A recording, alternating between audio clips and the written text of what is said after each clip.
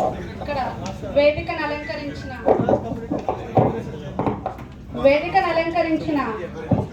పెద్దలందరికీ, అలాగే వివిధ కుల సంఘాల నుంచి విచ్చేసిన అన్నదమ్ములకి, అక్క చెల్లెళ్ళకి అందరికీ నా హృదయపూర్వక నమస్కారాలు. మేము ఆర్ కృష్ణన్న గారి నాయకత్వంలో, బర్క కృష్ణన్న గారి ఆధ్వర్యంలో రంగారెడ్డి జిల్లా షాద్నగర్ నియోజకవర్గంలో షాద్నగర్ టౌన్ నుంచి ఎన్నుకోబడ్డాం.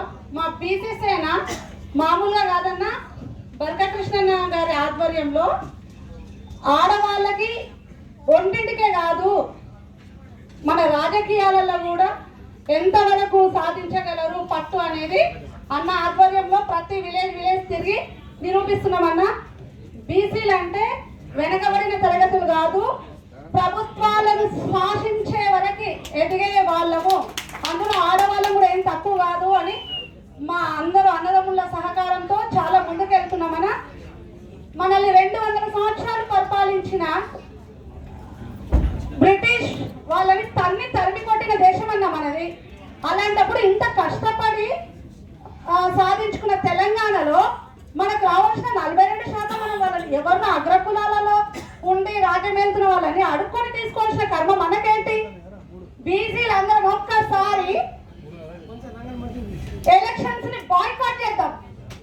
బీసీల ఓట్లు వేయకుండా ఒక సైడ్ ఉండిపోతే 60% ఉన్న బీసీలము ఓటింగ్ శాతం ఇంత ఉన్నప్పుడు వేయకపోతే ప్రతి ప్రభుత్వం కూలిపోవాల్సిందే, అవునా కాదా? అలాంటప్పుడు మనం ఎవరినో ప్రతిగా తీసుకోవాల్సిన అవసరమే ఉందన్నా. అందరం ఐక్యమత్యంగా ఒక్క తాటిపైకి వచ్చేద్దాం. బీసీలు అంటే దేనికి వెనుకకు పోరు. బీసీలు అంటే ప్రతి ఒక్కరికి గుండెలో దడ రావాలన్నా రాజకీయ పార్టీలకి. అలా పనిచేద్దాం. ఇందాక శ్రీనివాస్ అన్న గారు అడిగారు, అన్న ఏది చేస్తే అది రాస్తా లోకల్ చేద్దామా, ఏది చేద్దాము అని. అన్న మీరు ఏది నిర్ణయిస్తే అది, మేము ఒక్కొక్క చాకలి ఐలపలా తయారైనమన్నా బర్గకృష్ణ ఆధ్వర్యంలో.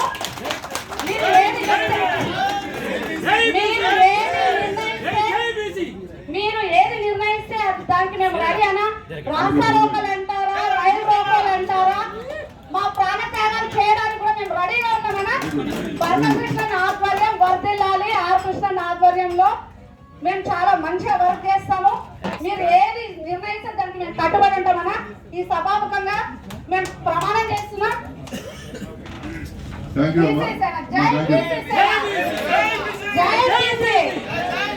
బర్క కృష్ణ గారి నాయకత్వం, ఆర్ కృష్ణ గారి నాయకత్వం.